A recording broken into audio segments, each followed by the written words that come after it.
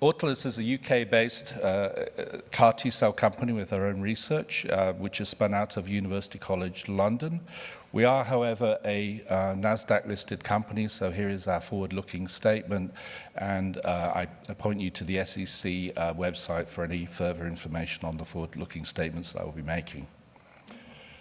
Last week actually marked a very important time for the company because it was actually our 5th anniversary. So if you look back at the last 5 years, we've accomplished a number of things. The first thing is that we've run 7 clinical studies for 5 products. We've also built on our technology base, which is one of the core strengths of the company. And there we've actually increased the number of unique patent families that we have from around 20 when we were actually formed to now around 85. So we're essentially adding around a patent family a month. We've also, and I'll come to this in a minute, established a manufacturing base, and we're actually funded to take us to the next milestone, the next legs of our journey. We have a rather broad portfolio, which encompasses not just products to actually target B-cell malignancies and multiple myeloma, but we also have a unique approach to targeting T-cell lymphoma, and we have a solid tumor program. What's very important about our programs, however, is that one of the key elements of the philosophy of our founder, Martin Poulet, is to actually address the limitations of current T-cell therapies.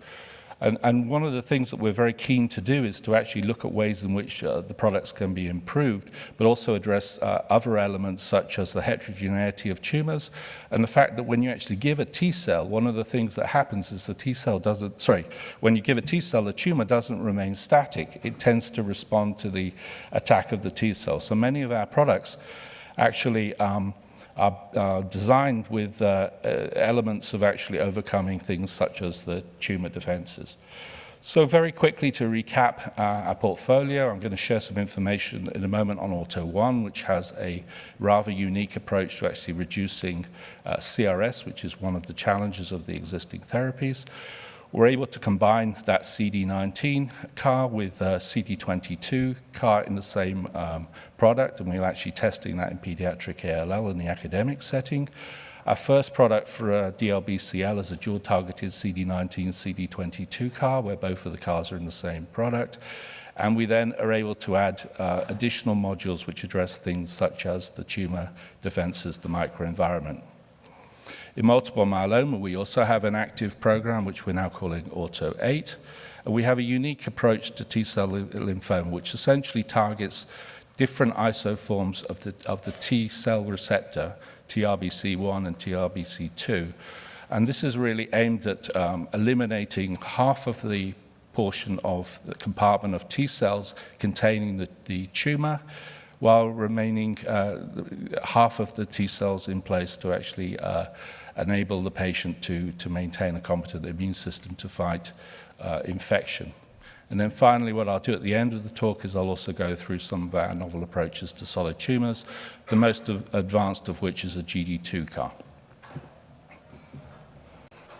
If you look at the strength of the company, it's obviously built on advanced ability to cell program. And one of the things we're able to do is to actually give the CAR multiple new properties. So in addition to the targeting element, the CAR, the chimeric antigens, we're also able to add pharmacological control, both in the form of on-off switches, so to eliminate the CAR T cell, also dampener switches if we should choose.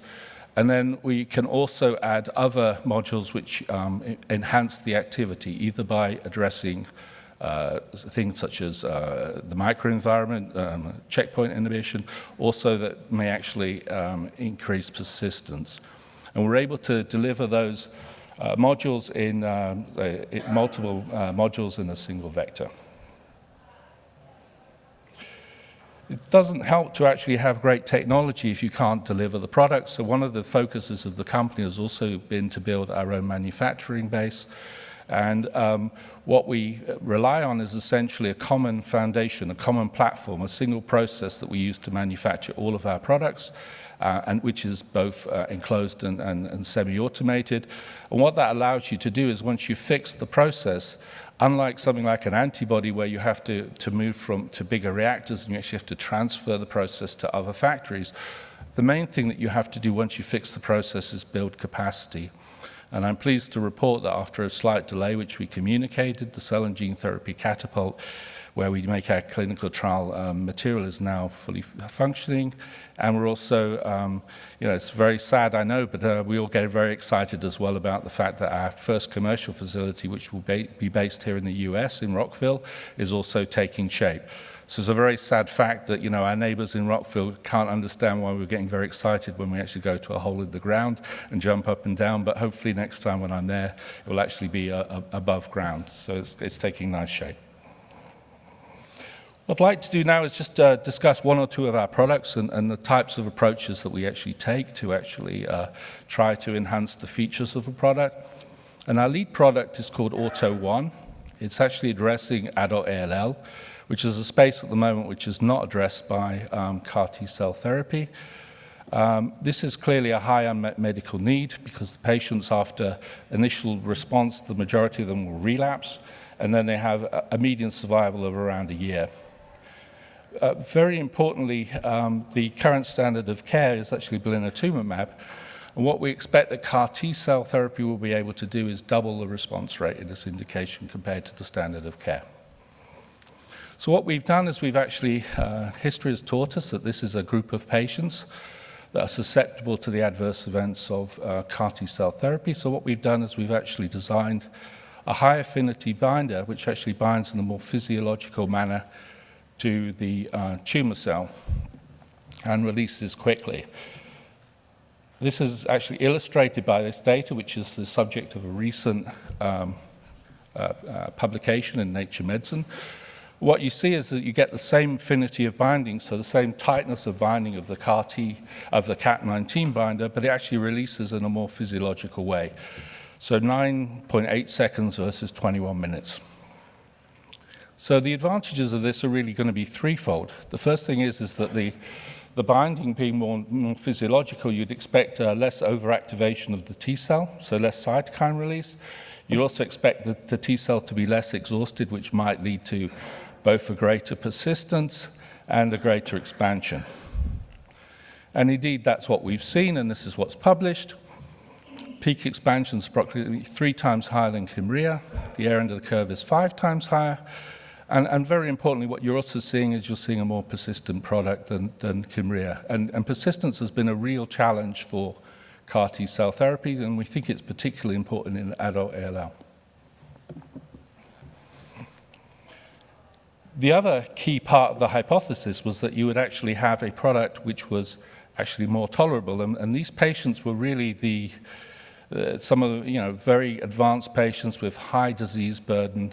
And what we saw in these patients is we actually saw no patients actually develop grade 3 CRS, and only 2 patients actually experienced grade 2 CRS.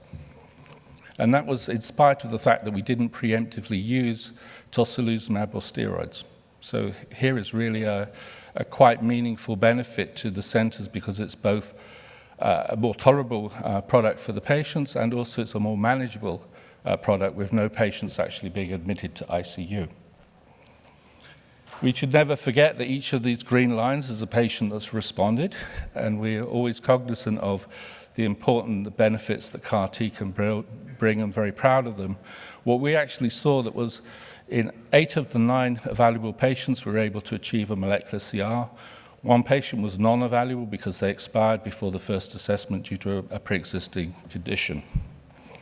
So if you look at this in summary, what we can see is for our own product, we see very comparable results in adult ALL versus pediatric ALL of around an 80 to 90% response rate. But what we don't see is we don't see any grade 3 toxicity. So we have toxicity. So we have an absence of grade 3 CRS, which makes the product more manageable. So we're obviously very excited by this data, and so this will be our first program that will actually move into a phase 2 registration study starting in the first half of next year, with obviously the normal endpoints associated with that. What I'd like to do very briefly now is talk a little bit about our first program in solid tumors. And here we have actually shown some data last year at AACR, where we actually showed signs of activity in a number of patients. And if you take this example, patient 10, it's hard to pick up because of the light, but the patient was scanned on day 0 and on day 28. And what you see in the spine, all of those dark spots are spots of the neuroblastoma that the patient had. On the right, what you actually see is that by 28 days, there was a very pronounced response. The challenge of solid tumors is actually to find a way of actually targeting the tumor without targeting the patient, because many of the targets that we'd like to use in solid tumors are present on normal tissue as well as on the tumor itself. And the particular problem with GD2 is that there is an ADC that many of you will be aware of that's actually associated with severe neurotoxicity, to the extent that patients who actually received the ADC are actually given morphine in advance of their treatment because they will experience severe nerve pain. So we were delighted when we were not only able to target the tumor, but we were also able to see that there was actually no peripheral nerve pain, no neurotoxicity. So that's really quite exciting data. But the challenge in solid tumors is not just the targeting element. The challenge in solid tumors, because these are slowly evolving tumors with low antigen density, is that in addition to the targeting of the antigen and the selective targeting of the antigen, there is also a couple of other challenges, one of which being the tumor microenvironment and the other one being persistence. So what we're in the process of doing now is we're actually adding additional modules to the targeting element, which address dominant negative SHP2, which addresses multiple checkpoint pathways. We're adding a module that also addresses the inhibitory effect of TGF-beta, and we're also adding a module which will make the products more persistent by rendering a cytokine signal inside the T cell to make it persist for longer. And this is a product which we're looking forward to actually taking into the clinic next year. In addition for neuroblastoma, we'll also take it into osteosarcoma, and it's also a relevant target for some of the larger tumor types, such as a subset of the small cell lung cancer patients. So with that, what I'd like to conclude with is just to say we're very excited to be here. We're very excited about the prospects for cell therapy and also for Autolus in the future. As we look towards the end of this year, we'll be sharing a lot of data at ASH on a number of our programs. And as we look to early next year, we will actually be looking forward to moving our first program into a registration study and to be bringing a number of our next generation products into the clinic. Thank you very much for your attention.